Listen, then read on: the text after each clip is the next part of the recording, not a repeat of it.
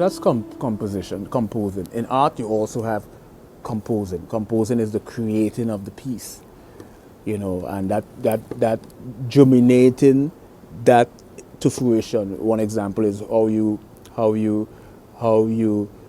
transition, how you elicit a three-dimensional objects on a two-dimensional surface is a fascinating phenomenon. And you see that relationship in art and music because you may have like a major chord may sound bright, a minor chord may sound dark. So a major chord has a bright sound, a minor chord have a dark sound. And the reason why a major chord have a bright sound and the reason why a minor chord have a darker sound, it has to do with, you have to study the diatonic scale. The diatonic scales was extracted from the chromatic scales to form the